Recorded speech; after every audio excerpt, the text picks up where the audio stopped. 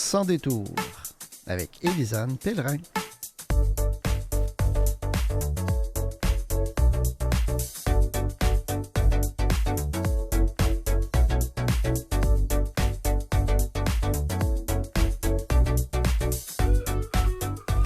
Bonjour, bienvenue à Sans détour. Cette semaine, on commence avec Samuel Lachaine, notre chroniqueur au sport. On va poursuivre avec Martin Lalonde, agent des défenses collectives et des droits chez Execo. Et on termine l'émission avec Mathieu Lamarche du groupe GDI pour parler de bâtiments adaptés. Bonne émission.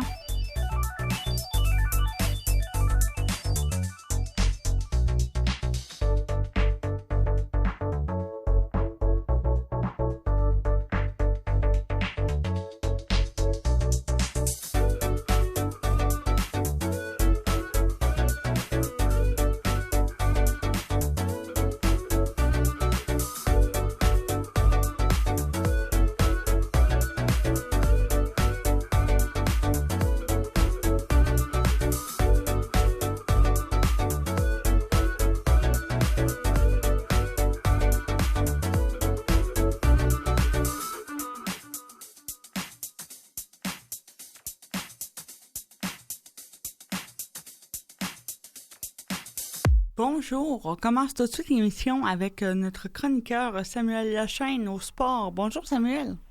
Salut, ça va bien? Ça va bien, toi?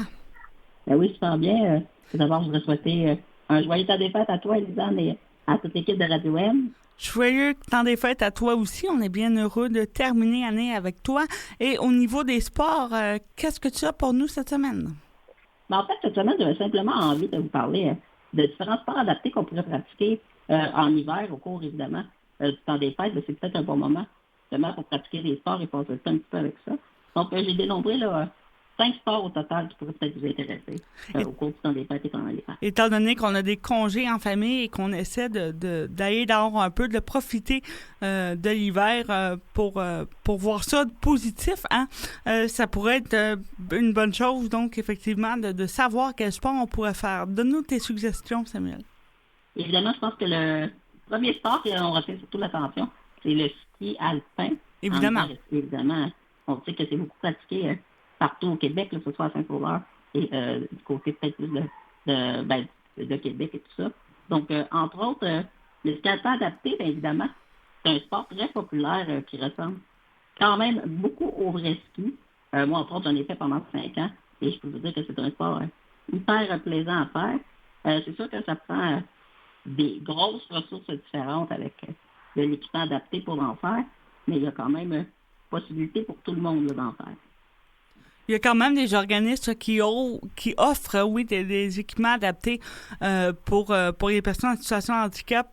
Il y a différents organismes, donc oui, qui prêtent, je devrais dire, de l'équipement adapté. Pour ceux qui n'auraient pas d'équipement, il suffit d'aller sur Internet là, dans votre région, entre autres dans Laurentides de tourisme, Laurentides le fond, pour avoir de l'équipement qui correspond à vos besoins sans que vous ayez à y acheter, bien sûr. Oui, exactement. C'est sûr que la plupart du temps, le ski alpin adapté, comme tu dis, ça se fait avec une fondation. Entre autres, moi, j'en ai fait. C'était avec une fondation. Et dans ce temps-là, on se retrouve avec, évidemment, des moniteurs certifiés qui ont eu, évidemment, des formations pour pouvoir vous aider à pratiquer le sport. Entre autres, quand on parlait de ressources, c'est qu'il y a différents équipements. Entre autres, le Mountain Man. Et peut-être que vous avez déjà vu ça sur les monts, là. C'est un siège assis avec une paire de skis sous la lune. Oui. Évidemment, on dirige ça avec des bâtons ski sur les bras pour quelqu'un qui a évidemment plus de force, mais il y a aussi des gens qui peuvent se mettre avec des harnais derrière pour t'aider justement à te diriger et éviter là, que tu pars rapidement sans avoir le moyen de traîner, évidemment. Oui. Donc ça, c'est le Mountain Man. Il y a le dual ski qui est similaire au Mountain Man, mais c'est un peu plus flexible et facile à manœuvrer sur la plupart du temps. On va plus voir ça dans les compétitions, là, évidemment. Il y a aussi le tandem ski. C'est des skis allongés pour descendre en tandem, comme un bâton qui permet à 2 personnes d'être côte à côte, là, évidemment, pour pouvoir descendre. On peut attacher les bottes directement sur la base stabilisatrice. Ça nous permet de descendre. Et aussi, il y a une forme de, on appelle ça le ski à 3 traces, qui est une béquille, en fait, pour les gens amputés, qui permet justement d'ajuster l'équilibre pour, évidemment, descendre la pente. Donc, c'est pas mal des équipements principaux, mais on voit qu'il y a vraiment là pour tout le monde là, des équipements disponibles. Pour le ski en tandem, ce que je comprends, c'est qu'on est sur les mêmes skis. Il y a deux espaces où on peut être ensemble là, sur les skis. Oui, exactement. Puis évidemment, parfait. il y a toujours quelqu'un Avec toi. Ouais. Oui, idéalement, quelqu'un qui s'y connaît, qui est capable de manœuvrer les skis de façon sécuritaire, c'est-à-dire pas moi. Okay. Oui, exactement. On n'ira pas faire du ski ensemble, Samuel, cet hiver, je suis désolée. Autre ski, est-ce que tu as d'autres suggestions pour nous? Oui, bien en fait, c'est encore dans le ski, c'est dans le même registre, mais il y a aussi évidemment le ski de fond qui se fait aussi avec des équipements qui ressemblent. C'est sûr que c'est dans une luge adaptée. En ski de fond, ça demande probablement plus de force dans les bras, parce qu'on sait que le ski de fond, évidemment, il n'y a pas toujours des pentes pour descendre, donc c'est différent. Et ça va se pratiquer évidemment plus dans les sentiers naturels, donc moins à faire avec des fondations et tout ça. Il faut être un peu plus habitué, disons, dans ces conditions. Mais j'imagine qu'il y a plus d'endroits près de chez nous où on peut en faire du ski de fond, hein, parce que ça prend pas, évidemment, il y a une grande montagne, ça prend des sentiers, il y en a un petit peu partout au Québec. Oui, exactement, puis si on veut partir comme on veut, et là, ça prend plus d'organisation par soi-même ou est-ce qu'on décide d'aller en faire, mais au moins, ce qu'on sait, c'est qu'il y a de l'équipement, justement, qui est disponible également pour faire du ski de fond. Donc, je trouverais ça intéressant de ce côté-là. Effectivement, ben, ça permet aussi de découvrir autour de chez nous, hein, puis d'aller en nature, en forêt. Comme tu disais, c'est peut-être plus accessible que les grands monts de ski où il y a énormément de gens, là, et on a quand même relativement peu de montagnes pour tous les gens qui pratiquent le ski alpin. Oui, puis justement, tu parles de santé naturelle, ça va en lien avec mon troisième sport, qui est peut-être pas nécessairement un sport en soi, mais qui permet encore une fois de découvrir beaucoup la nature, et c'est pour ça que c'est pour tout le monde, le traîneau à chien. Ah, c'est du sport, c'est un sport. Moi, je catégorise ça de sport. C'est plus le chien qui court, mais quand même. Hein? Ouais. Ça nous permet quand même de découvrir, c'est ça. Aussi, c'est une belle expérience avec les animaux, parce qu'on sait que les chiens courts sont concentrés quand ils font vraiment leur travail, mais on peut quand même vivre l'expérience ensuite, là, pour pouvoir les flatter et tout ça. Et ça amène un certain bonheur aussi de ce côté-là, je pense. Oui, bien, clairement, pour ceux qui aiment les chiens comme moi, de pouvoir avoir une activité avec des chiens, c'est toujours un bonheur. Et ça reste fascinant de voir à quel point les chiens sont forts et sont bien dressés pour tirer des traîneaux. Oui, ça permet une belle activité dans la journée. Et comme je disais, bien, évidemment, on trouve le moyen d'avoir des aménagements aussi pour les personnes à mobilité réduite. Donc, on n'a pas trop de demande de force et on peut profiter de l'extérieur. Effectivement, c'est plus... avec des bonnes couvertures, ouais. C'est plus un chien qui tire, donc nous, c'est quand même relativement passif, là, donc on est assis. Évidemment, là, ça vient avec un guide hein, qui, lui, va diriger les chiens parce qu'il connaît ses chiens. Mais oui, il y a plusieurs centres qui offrent des traîneaux qui peuvent être adaptés, tout dépendant du type d'handicap qu'on a, qui peuvent être adaptés pour les personnes en situation de handicap. Donc, il faut appeler autour de ces choix des organismes, des centres qui offrent cette activité-là pour voir ce qui est possible pour vous. Oui, puis justement, comme tu dis ça en plus, quand même dans le registre d'activités à faire dans le temps des fêtes, je pense que c'est vraiment une belle activité à découvrir là, quand la température est confortable. Tout ce qui inclut des chiens est quelque chose à faire, Samuel, pendant le temps des fêtes. Exactement. Puis là, on va aller peut-être plus dans l'intérieur, donc un sport d'hiver, mais qui se pratique moins au froid. Le curling, entre autres, j'ai parlé dans une chronique précédente, et qui va être un sport, encore une fois, paralympique, comme j'en parlais la semaine dernière. Je rappelle que le curling, évidemment, c'est vraiment similaire, là, que ce soit le curling normal ou le curling adapté. Donc, simplement une équipe de cartes. La seule différence, c'est qu'il n'y a pas de balayeur. Un coup qu'on a lancé la pierre vers le centre de précision, là, si on peut dire. C'est donc juste des lancers, mais ça joue quand même au moins. À l'intérieur, on peut prendre vraiment notre temps là, pour pratiquer ce sport-là. Il y a des équipes amateurs qui existent là, pour monsieur, madame, tout le monde qui veuille essayer de jouer au curling? Oui, la plupart du temps, pas Hockey Québec, mais Curling Québec organise des événements pour pouvoir faire des tournois et former ses propres équipes, entre autres, ou juste pratiquer le sport pour découvrir dans les différents centres de curling qu'il y a au Québec. C'est intéressant, ça. Oui, vous avez acheté un œil sur Internet, là, puis vous allez pouvoir voir qu'il y a plusieurs organismes qui organisent des événements là, pour découvrir le sport. Et tu termines avec quel sport, Samuel? Ben, entre autres, c'est sûr que ça, c'est aussi très populaire et ça demande ça énormément d'énergie, mais oui, le clairement. sport et luge qui va être très intéressant parce que c'est quand même un sport populaire au Québec et ça ressemble aussi beaucoup au règlement du hockey normal. Donc, pour les gens qui aiment le hockey, qui veulent pouvoir pratiquer ce sport-là d'une manière différente, mais c'est vraiment le fun de découvrir le hockey luge. Et encore une fois, la même question, donc il y a possibilité pour des gens de participer à ça, d'aller dans des équipes de façon amatrice pour essayer le hockey luge et pour intégrer des équipes de plaisance? Oui, puis c'est sûr, comme tu dis, il y a des gens en santé aussi qui peuvent découvrir ce sport-là, mais qu'on oui, bien sûr. met l'emphase, bien sûr, c'est sur le fait qu'il y a possibilité de l'essayer.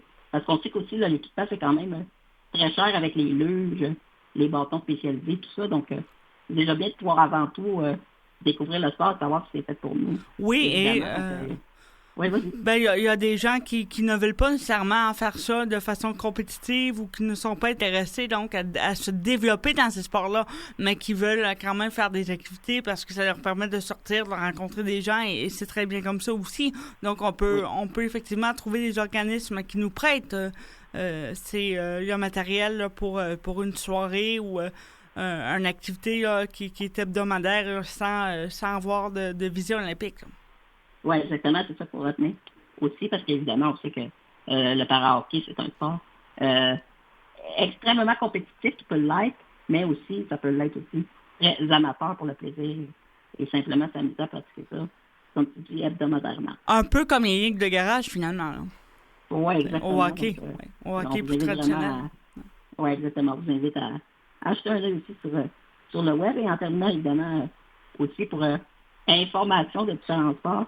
Mais il y a la FSA, la Fondation des sports adaptés, et le CADS, le Sport de glisse adapté Canada, qui vous permet évidemment d'en apprendre plus sur ces sports-là et aussi, si vous désirez, offrir vos services en tant que évidemment comme bénévole, vous pouvez le faire avec ces activités-là. Donc, vous pouvez simplement contacter ces organismes et offrir vos services, si vous avez des questions. On a tout que j'ai parlé aujourd'hui. C'est effectivement quelque chose auquel on pense peut-être moins d'être bénévole pour des sports adaptés, mais c'est une belle façon évidemment de faire du sport, de sortir de chez toi et de faire sa bonne action en même temps. Donc c'est quelque chose à considérer pour les auditeurs et les auditrices pendant cet hiver pour remettre du positif dans cet hiver qui est froid. Oh oui, puis aussi un autre message en terminant. On rappelle que la marche évidemment dans les rues peut être aussi bien populaire ou dans la forêt ou tout ça. Donc, c'est aussi ça qu'il faut retenir. Si les conditions le permettent, je pense qu'avec un bon fauteuil électrique adapté ou simplement avec le bon équipement, on peut aller prendre de l'air aussi en prenant simplement une marche et profiter de notre joyeux temps des fêtes. Encore faut-il que les trottoirs soient déneigés, ou les pistes cyclables, mais bon, tout dépendant où vous habitez, peut-être que c'est plus facile pour vous et qu'on n'aura peut-être pas trop de tempêtes. Donc, on souhaite avoir un temps des fêtes qui est relativement facile pour les personnes en situation de handicap physique. Merci beaucoup, Samuel. Bien, ça me fait plaisir.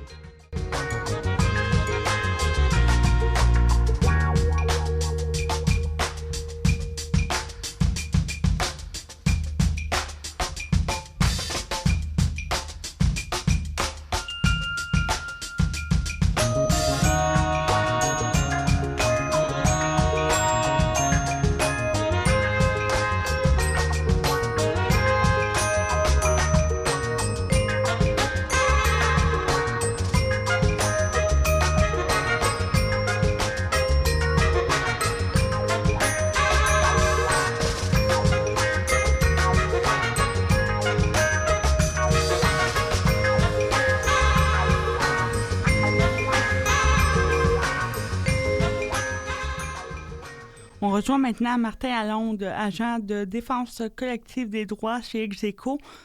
Bonjour, M. Lalonde.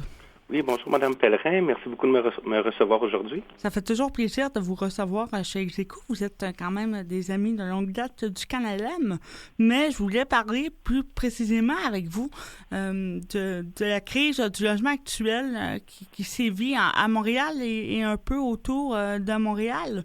Évidemment, là, on a peu de logements abordables qui sont disponibles. J'imagine que ça épargne pas les personnes en situation de handicap, étant donné qu'il doit y avoir aussi peu de logements qui sont accessibles. Oui, en effet, les personnes en situation de handicap sont confrontées à une double crise en matière de droit au logement, à la crise de l'abordabilité qui affecte la population en général, s'ajoute la crise permanente du manque de logements accessibles. Vous avez simplement à marcher dans la rue pour le constater. La très grande majorité du vieux cadre bâti est totalement inaccessible pour les personnes qui utilisent une aide à la mobilité comme un fauteuil roulant. Il y a présence d'escaliers pour accéder au logement, des cadres de porte ou des corridors trop étroits, par exemple. Donc, les immeubles de 4 étages et plus doivent maintenant être munis d'un ascenseur, mais la plupart de ces immeubles sont plus récents, donc plus chers. Donc, trouver un logement qui est à la fois abordable et universellement accessible sur le marché privé devient super difficile. Il y en a dans les logements sociaux et communautaires, mais d'abord, il faut y être admissible. Oui. Et la quantité des logements existants est insuffisante pour permettre de répondre aux besoins qui explosent, notamment en raison du vieillissement de la population. Et vous l'avez dit, c'est une double crise dans l'optique où, évidemment, là, quand on n'a pas de situation de handicap, c'est déjà difficile. Là. En plus, avec une situation de handicap, ça prend des aménagements qui sont particuliers, mais ça prend aussi un certain budget. Et les personnes en situation de handicap, malheureusement, sont plus enclins à être en situation de pauvreté ou en situation de revenus faibles. Donc, dans un cas comme ça, c'est un double tranchant, finalement. On s'en sort pas ni d'un côté ni de l'autre. Oui. Et en fait, aussi, les personnes en situation de handicap sont beaucoup plus susceptibles de se retrouver en situation d'itinérance. Il y a une enquête qui a été menée en 2024 par le Bureau de la défenseur fédéral du logement puis la Commission canadienne des droits de la personne qui relève que les personnes en situation de handicap sont 4 fois plus à risque de se retrouver en situation d'itinérance et 2 fois plus susceptibles de se retrouver en situation d'itinérance cachée. C'est en raison du manque de logements accessibles et abordables. Ça nous apprend aussi que 53% des personnes en situation de handicap qui ont connu l'itinérance ont déclaré que c'était pour avoir subi de la violence, comparativement à 36% des personnes sans incapacité. Au Québec, il y a l'Office des personnes handicapées qui a publié en 2024 un constat similaire. 51% des femmes ayant une incapacité ont vécu une situation de violence de la part d'un partenaire intime, comparativement à 35% des femmes sans incapacité. C'est chez les plus jeunes que la situation c'est le pire. C'est 60% des femmes entre 18 et 34 ans ayant une incapacité qui ont subi de la violence de la part d'un partenaire intime. C'est énorme. C'est plus de la moitié. Hein. C'est 6 sur 10. Comparativement à 32% des femmes du même âge sans incapacité. L'étude n'explique pas pourquoi c'est les plus jeunes qui sont le plus touchés, mais on peut présumer que c'est parce que les plus jeunes ont moins de marge de manœuvre au niveau financier. Ouais. Les personnes plus âgées, des fois, vont avoir peut-être eu des économies ou avoir un plus gros réseau de contacts. Mais les plus jeunes n'ont pas cette marge de manœuvre-là, donc ils n'ont pas la possibilité de payer un loyer plus cher, par exemple, pour se sortir d'une situation de vulnérabilité envers un partenaire. Il y a une autre étude aussi, cette fois du Centre canadien pour le droit au logement, qui démontre que les personnes en situation de handicap sont 316% plus susceptibles de subir une agression de la part de leur propriétaire ou d'un de leurs représentants. 316% quand même, là, donc... Oui, c'est 3 fois plus à risque c'est de subir énorme. une agression. Bien, ça montre en fait que comme société, là, au niveau du filet social pour les personnes en situation de handicap, là, on a un bon trou, là. Oui. Donc, c'est ça, c'est le constat, c'est que la majorité des personnes en situation de handicap qui se retrouvent en situation d'itinérance le sont à cause de la violence qu'elles subissent au quotidien.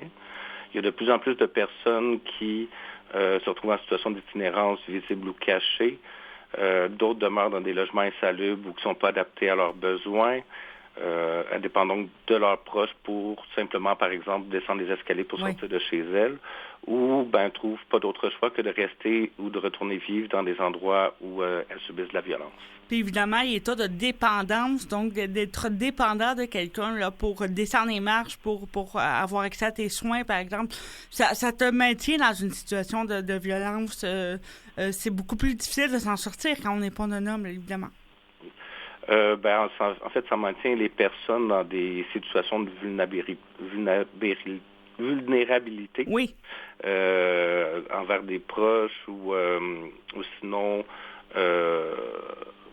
par exemple, les personnes n'oseront pas contester des augmentations de loyer abusives parce que soit la personne a attendu des années pour avoir des adaptations dans son domicile ou encore, elle est en attente pour en avoir, ça fait des années qu'elle attend et le propriétaire peut à tout moment retirer son autorisation.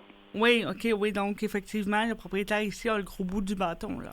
Oui, donc théoriquement, ils n'ont pas le droit de le faire, à moins qu'ils démontrent que ça pose une contrainte excessive. Mais même dans ce cas-là, il faut que la personne se retourne vers le tribunal administratif du logement, ce qui implique des délais. Oui, ce qui implique des délais, ce qui implique évidemment des problèmes au niveau de la charge mentale, de monter un dossier et tout ça, et puis de devoir faire la preuve d'un abus. Donc, effectivement, là, j'imagine que les personnes, malheureusement, elles trouvent ça plus facile de ne rien dire. Parlez-nous quand même, vous avez parlé d'itinérance cachée. Pour ceux qui ne seraient pas au courant du terme itinérance cachée, qu'est-ce que ça implique? L'itinérance cachée, ça peut être une personne qui soit perd son logement ou doit le quitter pour fuir une relation toxique, par exemple, va se retrouver chez des proches. Oui. Mais nous, on a des situations où une personne avec son enfant s'est retrouvée chez un ami dans un 3,5. Oui, donc c'est pas... un logement qui n'était pas accessible. Donc, c'est pas l'idéal. Donc, ça peut être des fois de se promener d'un ami à l'autre comme ça. Ça peut être habiter dans sa voiture. Il y a eu des personnes, ça peut être des personnes pendant l'été qui vont habiter dans une tente. Ça peut être plein de situations comme ça. Oui, au niveau, évidemment, d'avoir du matériel adapté, dans ces cas-là, on s'entend bien quand on habite dans une voiture ou dans une tente. C'est difficile d'avoir du matériel adapté puis de répondre à des besoins quand on a besoin de matériel adapté, bien sûr. Hein. Oui. Et on parle aussi beaucoup dans les dernières semaines donc de la privatisation des aides au logement, c'est-à-dire qu'il y a beaucoup de personnes au privé qui disent construire des logements pour aider la crise en itinérance dans des gros promoteurs privés. Est-ce que chez GECO, vous pensez que c'est la solution de se tourner vers le privé pour répondre à la crise du logement? En fait, on a été un peu étonnés de voir cette proposition-là. Ça nous fait l'effet un peu des pompiers pyromanes. Ou donc des personnes qui ont créé la crise qui proposent de la régler. Oui, c'est tout à fait ça. Là. Encore le lifeguard qui pousse une personne qui est incapable de nager dans une piscine puis qui se vante de l'avoir sauvée. La sauver après. Oui. En fait, il y a plusieurs problématiques dans cette proposition-là. De un, ils veulent construire des logements pour...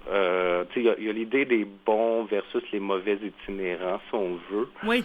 Donc, les personnes qui se retrouvent à la rue parce qu'ils ne sont pas capables de se trouver un logement, qu'ils sont capables de se payer, pour les personnes en situation de handicap, c'est un logement qui est à la fois accessible et capable de se payer. Ça s'appelle des logements sociaux, des coopératives ou des logements qui sont réellement abordables que ça prend pour ces personnes-là. Il y avait déjà ça qu'on trouvait un peu étrange.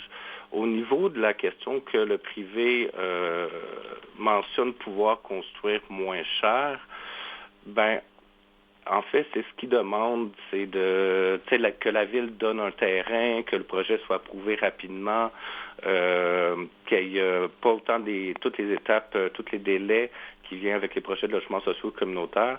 Si on donnait les mêmes avantages aux promoteurs, aux organismes qui développent des logements sociaux communautaires, ça coûterait vraiment beaucoup moins cher.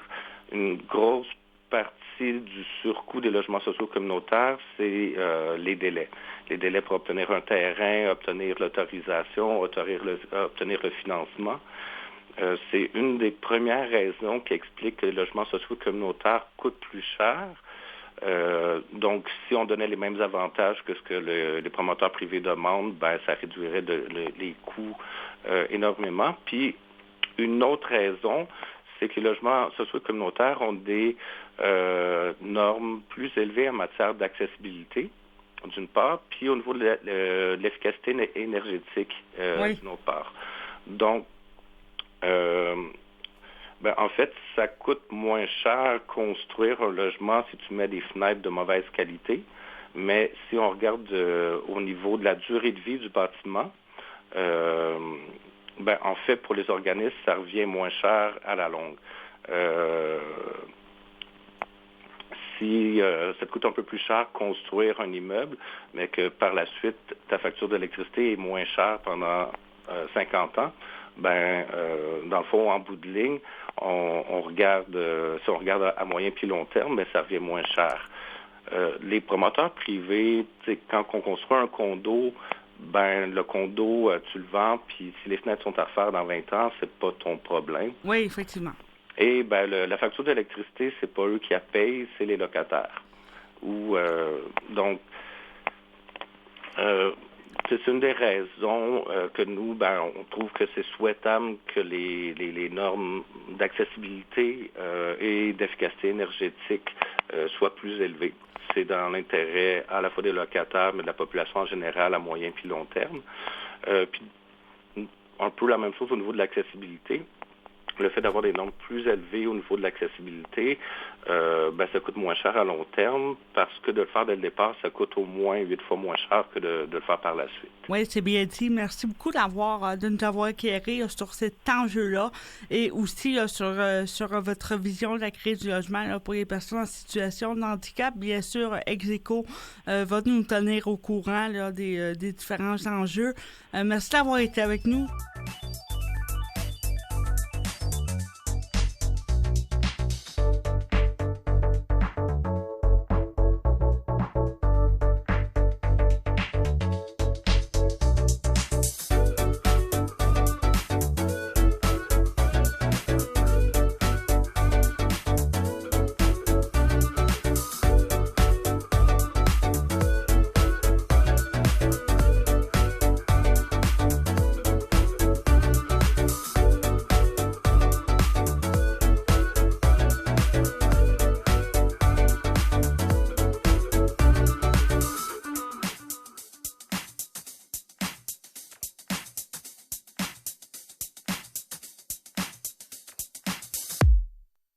Vous écoutez Sans détour avec Élisane Pellerin. On s'entretient maintenant avec Mathieu Lamarche du groupe GDI. Bonjour, M. Lamarche. Bonjour. Comment allez-vous? Bien, allez-vous? Ça va très bien, merci. On s'entretient avec vous pour parler, entre autres, d'accessibilité au niveau de l'immobilier. Et parce que vous avez quand même reçu un prix de la part du magazine Les Affaires pour petites entreprises. Voulez-vous nous en parler? Oui, j'ai été nommé PDG de l'année 2025 pour les petites entreprises. Fait que j'étais vraiment surpris et très honoré. C'est quand même un prix important que vous avez eu. Ça montre en fait que le groupe GDI, vous faites les choses un peu différemment des autres, entre autres en termes d'accessibilité. Voulez-vous nous parler de votre vision? Oui, en fait, moi je suis quadraplégique depuis 2002, suite à un accident de moto. Donc, quand je me suis lancé en affaires environ dans les années 2010, c'est sûr que je m'étais dit que j'allais construire des immeubles accessibles, puis vraiment centrer notre projet d'affaires là-dessus. Fait que, depuis 2010, on construit des immeubles vraiment 100% accessibles. On était pas mal les seuls au début, mais je dirais que maintenant, tranquillement, pas vite, les autres nous suivent parce que c'est un plus pour aux usagers, évidemment. Oui, bien, ça devient en plus, surtout dans le cas du vieillissement de la population. Hein. Il y a de plus en plus de clientèle qui ont besoin de cette accessibilité-là, là, même s'ils ne sont pas, là, de prime abord, en situation de handicap. Oui, exactement. Puis, dès le départ, nous, c'était pas seulement visé pour les personnes à mobilité réduite, c'était aussi, comme vous dites, pour les personnes plus âgées.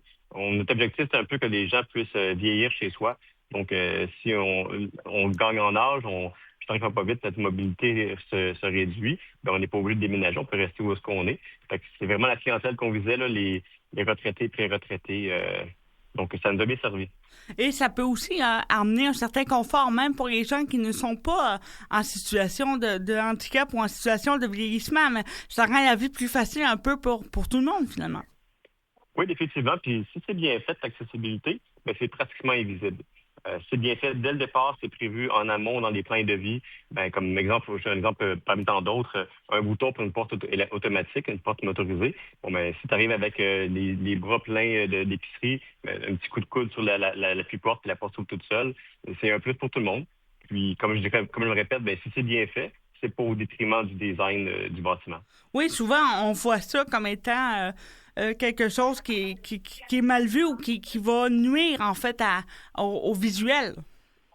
Oui, ça, c'est surtout quand c'est fait par après. Oui. Quand c'est fait a posteriori, ben là, le bâtiment n'a pas été prévu pour ça du tout. Ben là, on voit souvent des rampes interminables en zigzag devant des immeubles. Personne ne trouve ça beau. Fait que si c'est passé dès le départ, c'est non seulement plus esthétique, mais c'est aussi extrêmement peu coûteux. Oui. Si c'est fait par après, là, c'est excessivement coûteux. Mais si c'est passé dès le départ, tout ça, là, c'est pour un immeuble comme nous on fait, comme un projet à Laval qu'on prépare maintenant, un 15 étages, le projet de Nevea Laval, c'est un immeuble de 110 millions. C'est pratiquement marginal. Là. C'est pratiquement c'est pas important là, le coût d'accessibilité pour ce type de projet. Parce que vous faites quand même des gros projets là, chez Groupe GDI. Vous faites quand même, c'est ça, des immeubles de plusieurs étages, là, puis avec plusieurs dizaines de logements.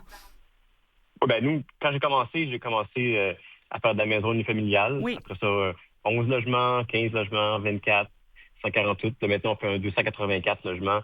On a été propriétaire à 100% en plus. Donc, on est parti très, très, très petit. Quand j'ai commencé en 2010, j'étais tout seul à la compagnie. Là, maintenant, on est rendu une grosse équipe. Puis, je suis très fier de mon équipe et de ce qu'on a accompli. Là. Donc, vous ne donnez plus dans la maison unifamiliale du tout maintenant, là? Non, on fait uniquement des bâtiments multilocatifs de grande hauteur, c'est-à-dire 10 étages et plus en béton. Et vous qui avez évolué dans ce milieu-là depuis 2010 et peut-être avant aussi, est-ce que vous voyez vraiment que les mentalités changent au niveau de la construction, que c'est peut-être plus ouvert aux personnes qui seraient différentes, qui auraient besoin qui auraient des besoins plus particuliers? Oui, tranquillement, mais le code du bâtiment, la dernière version du code a été modifiée. Ça a quand même aidé. C'est pas parfait, mais ça a quand même beaucoup aidé. Maintenant, le job est dans les détails. On peut respecter le code, mais pas faire un travail parfait. Comme exemple, les seuils de porte des bâtiments dans les entrées. Bon, ben souvent, il y a un seuil de 1 demi-pouce, 3/4 de pouce, ce qui est trop. Nous, on vise, c'est 0, même pas 1 millimètre. Des modalités font en sorte que les architectes, souvent les ingénieurs, proposent des petits seuils de porte pour empêcher les infiltrations d'eau. Mais dans les bâtiments comme on fait, il n'y a pas d'infiltration d'eau. Non, comme au Walmart, pour Jean Coutu, il n'y a pas d'eau qui rentre de porte. Il ne devrait pas en avoir, en tout cas. S'il y en a, c'est parce qu'on a un problème. Là. C'est juste une mentalité, puis c'est juste les gens qui sont pas au courant. Puis ils ne réalisent pas que pour une personne en fauteuil roulant comme moi, ben, un seuil de demi-pouce, c'est difficile à traverser. C'est ça. C'est pas plaisant, donc il faut pas le faire. C'est effectivement, là, vous le dites, hein, c'est des détails. Hein, puis pour quelqu'un qui n'est pas en fauteuil roulant, on ne voit pas ces détails-là. Jusqu'au jour où, effectivement, là, on se casse une jambe ou quelque chose, on se ramasse dans le fauteuil roulant, puis on se rend compte que finalement, ce qu'on pensait être adapté n'est pas adapté du tout. Exactement, c'est ça. C'est pas parce que c'est possible de rentrer que tu as envie de le faire 3 fois par jour parce que tu habites ça. Fait que nous, c'est vraiment sur quoi qu'on se démarque. C'est que, évidemment, mon équipe est très sensibilisée par... je suis quadraplégique, donc ils connaissent ma réalité. Donc, dans les petits détails, nous, c'est là qu'on se démarque. Et on l'a vu là, dans les dernières années, dans différents bâtiments qui ont été faits, là, même dans des bâtiments municipaux, là, qui se disent adaptés, mais qui ne sont pas du tout au final. Là. Parce que ça a été fait par des gens qui, visiblement, n'ont pas d'handicap, là, donc qui étaient probablement pleins de bonne volonté, mais qui n'ont pas demandé l'avis de personnes en situation de handicap, qui n'ont pas testé leurs produits. Oui, mais c'est de mieux en mieux. On voit qu'il y a de plus en plus de sensibilité par rapport à ça. Puis aussi, comme vous le dites, la population est vieillissante. Donc, on voit qu'il y a maintenant une demande. Donc, c'est sûr que la pression monétaire et Oui. financière, ça fait ça fait son bout de chemin. Puis, tranquillement, pas vite, on voit que les mœurs changent tranquillement. Ben, malheureusement, c'est ça. Hein, quand il y a de l'argent à faire, on dirait que les gens là, veulent bien ouvrir Oui. les yeux, alors que quand il y avait moins d'argent à faire, là, c'était comme moins la mode. C'est un peu triste de penser comme ça, mais vous le dites, effectivement, ça apporte quand même son taux de positif. Là. Oui, très bien. On va dans la bonne direction. Mais c'est aussi faire attention aux coûts, parce qu'évidemment, la population de personnes à mobilité réduite a un revenu plus faible que la moyenne, Oui. malheureusement. Il ne faut pas faire des immeubles adaptés, mais pas accessibles au niveau monétaire. Fait que c'est bien beau faire un Effectivement. quartier adapté, mais si c'est 2800 $, qui va se le payer? C'est un bon point, puis je pense que c'est peut-être un point qu'on oublie aussi, là, c'est-à-dire de penser à monsieur, madame, tout le monde là, qui ont des salaires moyens, une vie très, très dans la moyenne, puis qui veulent se loger à prix abordable dans des endroits qui sont beaux, qui sont accueillants, puis qui sont intéressants pour ces personnes-là. Oui, c'est ça. D'accord. Et vous dites aussi, donc, ça commence à évoluer sur le marché de la construction. Qu'en est-il des chantiers? J'imagine que vous avez fait votre lot de chantiers. Est-ce que les chantiers sont plus accessibles là, maintenant? Est-ce qu'on fait plus attention? Parce que moi, j'imagine bien un chantier de construction. Pour moi, c'est appelé ça moins accessible au monde, ou presque. Puis définitivement, c'est sûr que c'est pas accessible. Moi, sur mon chantier, j'y allais souvent. J'y vais un petit peu moins souvent maintenant. Je suis plus au niveau de l'administration. Oui. Mais quand même, j'essaie d'y aller une fois ou deux par semaine. Une fois ou 2 semaines, je dirais. Ben oui, j'ai pris des flats sur mes roues. Oui. Non, le chantier, c'est pas accessible. Et c'est pas non plus nécessaire d'être accessible. Le but, c'est de la productivité, c'est la plus efficace possible et que les choses roulent rondement. Fait que, non, les chantiers sont pas accessibles, mais bon, un coup que l'immeuble est rendu assez avancé, on commence à faire les visites. Là, oui, ça le devient. Donc, pour vous, c'est pas un enjeu, là, les chantiers accessibles, là, ou en tout cas, c'est pas une priorité en ce moment. Là. Non, puis bon, j'ai la chance que nos menuisiers et menuisières sont très en forme, fait qu'ils m'aident ils me prennent, ils soulèvent ma chaise et ils m'amènent sous les étages. Oh, quand même, pas de problème. quand même. Et, et j'imagine que vous savez maintenant où aller pour réparer une crevaison de pneus. Là. Vous avez votre réseau. Oui, j'en ai changé pas mal de pneus maintenant. Oui, la première fois, tu sais pas trop où aller. Après quelques fois, tu trouves des endroits, là, tu te fais un réseau de crevaison de pneus. Mais donc, pour revenir à vos activités, qu'est-ce qui vous attend là, pour 2026 de votre côté là, chez le groupe GDI? Oui, nous, on termine le projet Nevia Laval en 2026. Donc, en octobre. On a un autre projet à Terrebonne qui s'appelle le Nevia Terrebonne, qui va commencer en juillet.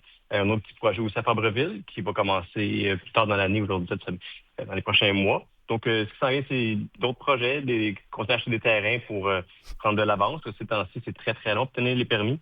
Donc, on prend beaucoup d'avance. Fait que, nous, on a l'objectif 2040 de construire 10 000 portes et de les conserver sous gestion. Nous, notre compagnie est intégrée verticalement, c'est-à-dire qu'on est développeur, entrepreneur général, entrepreneur électrique, gestionnaire et propriétaire. Fait qu'on fait toutes les postes. Fait que ce qui s'en vient pour nous, c'est plus de croissance, embaucher, puis espérer que l'inflation ralentisse tranquillement pas vite. Oui. Vous êtes rendu à combien d'employés dans votre groupe maintenant? On a environ 12 à l'administration, puis environ 30-35 employés de chantier. On espère monter environ à 60 employés de chantier d'ici la fin 2026. Si vous voulez avoir 10 000 portes, effectivement, il va falloir des gens pour vous aider avec tout ça. Oui, là, on a 2 équipes. On va monter à 4 équipes bientôt. Oh, quand même, OK. Oui.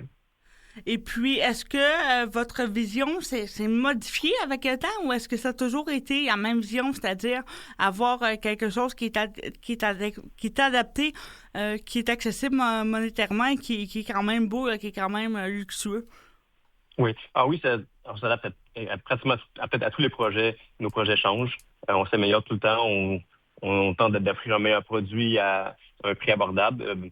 Donc, on a beaucoup maintenant visé sur les espaces communs. Donc, au Nevia Laval, il y a piscine intérieure, extérieure, salle commune, salle multifonction, espace de coworking. Ça, c'est quand même nouveau depuis la pandémie.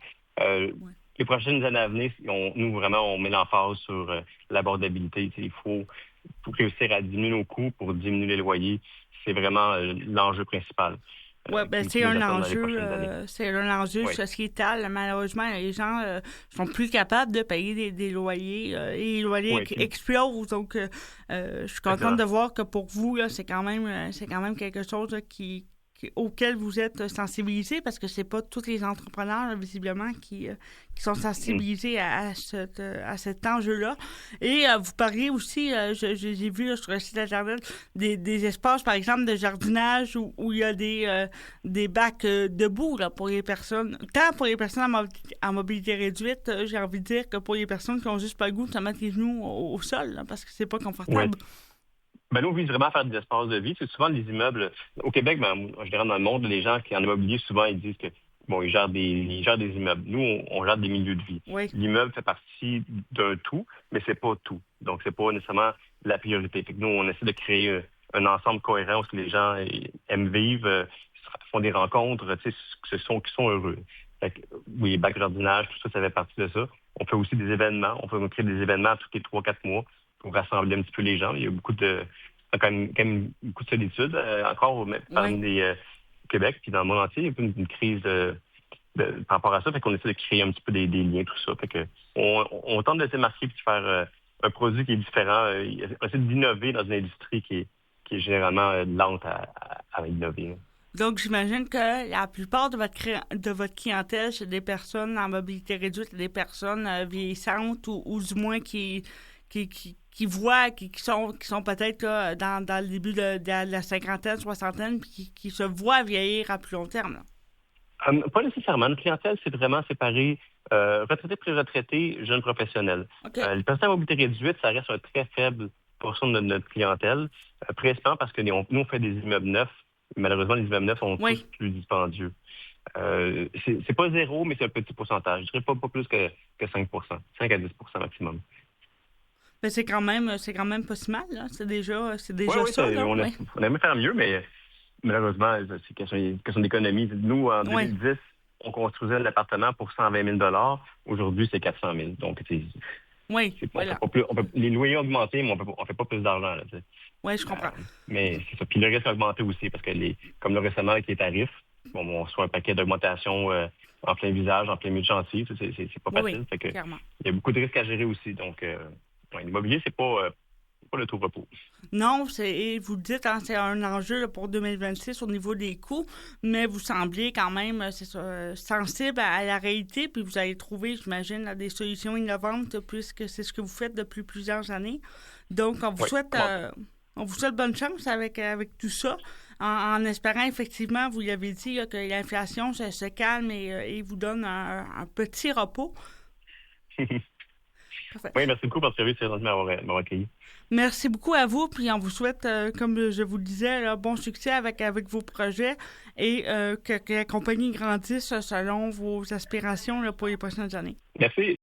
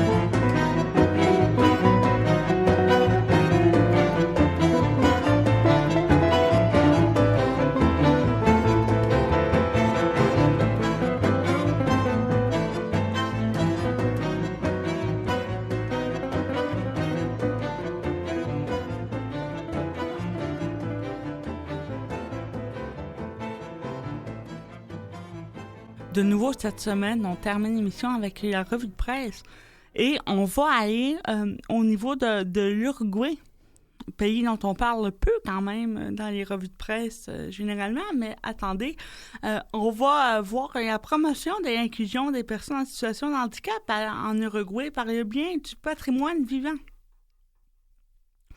Au Rio de la Plata, c'est le tango qui résonne, donc à partir de 2020, on voyait que le bandoneon, qui est un instrument d'origine allemande devenu emblème culturel de l'Uruguay, donc pour la musique tango, la pratique était en déclin. Il restait seulement un petit nombre de joueurs qui étaient en situation de vieillissement et seulement 3 luthiers. Donc, on s'est questionné à savoir comment on faisait là, pour améliorer ou faire revenir la flamme pour cet instrument-là, qui est un emblème culturel en Uruguay. Et on s'est questionné à savoir pour les personnes en situation de handicap, là, si ce n'était pas une idée à suivre, donc de favoriser de pouvoir jouer de cet instrument-là pour les personnes en situation de handicap. Donc, on a parti un projet parce que, justement, il nous restait seulement un peu moins de 25 joueurs professionnels dans tout le pays, et dont la grande majorité avait plus que de 60 ans. Donc, on sentait un peu mourir cet emblème culturel-là à petit feu. Donc, la Fondation Sinarte, en collaboration avec le gouvernement de l'Uruguay, on promeut la transmission intergénérationnelle de la pratique du bandoneon par le biais de l'éducation.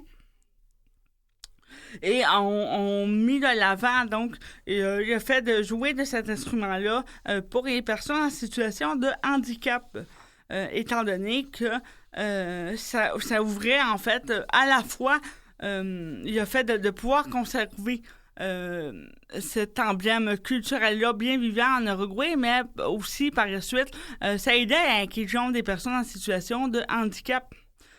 Donc, on a mis 32 étudiants de moins de 35 ans pour l'initiative Bandoneon à l'école, incluant des personnes en situation de handicap, qui ont fait en sorte que les hommes et les femmes aussi ont été mis d'avant, alors que généralement, c'était beaucoup plus les hommes qu'on formait à cet instrument-là, et des gens, évidemment, qui n'étaient pas en situation de handicap parce qu'on voyait ça comme étant traditionnel. Hein? On avait une vision plus traditionnelle de la chose.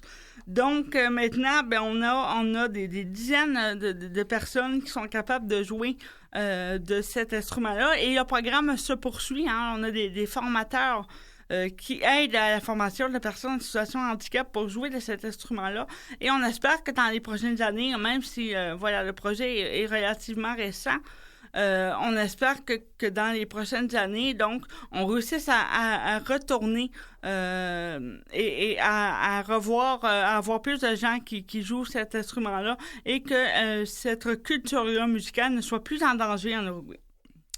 On s'en va en France maintenant, où les politiques de santé psychologique doivent être mieux prévenues chez les personnes en situation de handicap. C'est ce que dit un rapport qui a été sorti dans les dernières semaines, qui nous apporte à dire qu'au final, les ressources gouvernementales qui sont mises d'avant pour aider les personnes en situation de handicap qui ont des problèmes de santé psychologique sont défaillantes. C'est ce que dit le rapport mot pour mot.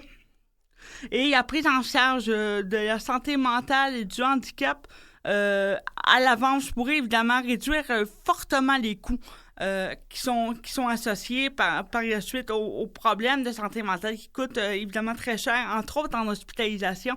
Donc, ce qu'on dit en fait, c'est que l'État français perd des milliers de dollars, des centaines de milliers de dollars, parce que le système pour aider les personnes qui ont des problèmes psychologiques et défaillants, le filet social ne fonctionne pas.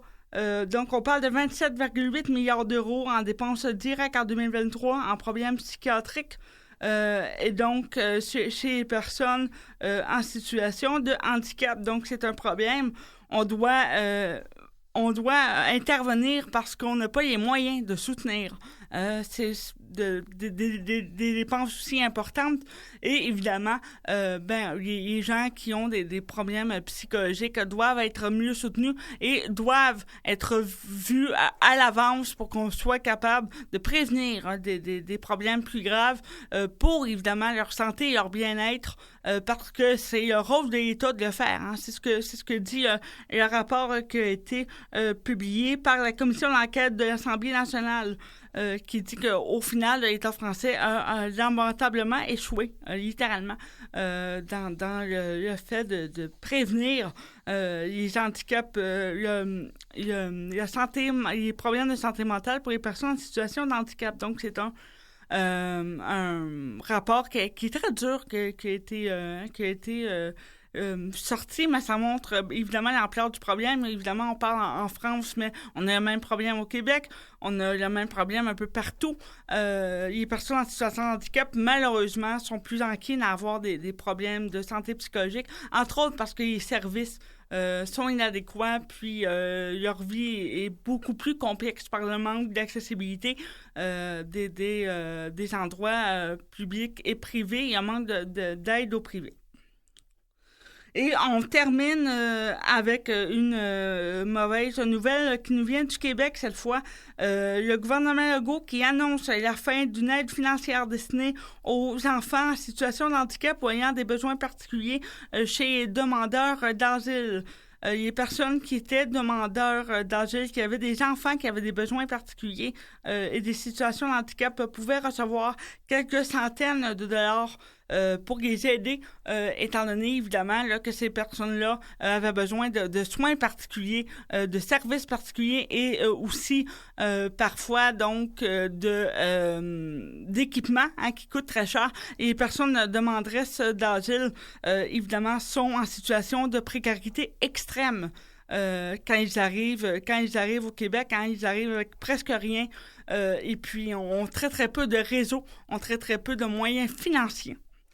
Donc, c'était une aide qui pouvait atteindre 400 $. C'était assez peu, mais quand même 400 $ qui faisait toute la différence. Hein, la plupart, chez les personnes en situation de demande d'asile, c'est des personnes donc qui ne peuvent pas travailler à court terme, qui n'ont pas l'autorisation de travailler à court terme, et donc qui ont des revenus de bien-être social, hein, d'aide de dernier recours, le même revenu que nous, là, que les Québécoises qui sont sur les aides de dernier recours. Et donc, ce 400 $-là a été enlevé aux personnes qui ont des enfants en situation de handicap. Et il y avait plusieurs témoignages dans les journaux qui disent de familles qui viennent d'arriver au Québec, là, qui sont des demanderesses d'asile, qui disent que ce 400 $-là était peu, mais qui leur sauvait un peu la vie, et que là, sans ce 400 $-là, ce serait extrêmement difficile, encore plus difficile, devrais-je dire, de rejoindre les deux bouts. Donc, voilà, ça a été annoncé par le gouvernement Legault dans les derniers jours. On verra ce qui sera fait en 2026, mais c'est une autre aide précieuse qui a été coupée à des personnes vulnérables, parce que les personnes qui sont demandeuses d'asile, c'est des personnes qui n'ont pas eu le choix de quitter leur pays parce qu'ils étaient en danger. Hein, c'est des personnes qui ont dû quitter parce qu'ils ne pouvaient pas rester. Et donc, voilà, on leur coupe un aide qui était essentiel pour ces personnes-là qui avaient des enfants en situation de handicap. Ils sont quand même relativement nombreux à avoir des enfants en situation de handicap, mais quand tu viens entre autres, d'un endroit où tu as vécu la guerre ou la misère, là, ça arrive très souvent que les enfants ont des besoins particuliers et des handicaps étant donné ce qu'ils ont vécu. Donc, on verra si cette allocation-là sera remise en 2026. Il y aura des protestations à haute échelle, mais pour l'instant, le gouvernement n'est pas revenu sur sa décision. Donc, c'était tout pour la revue de presse cette semaine. Encore une fois, merci d'avoir été avec nous pour l'émission Sans détour et on se revoit la semaine prochaine pour une autre émission. Bonne semaine tout le monde!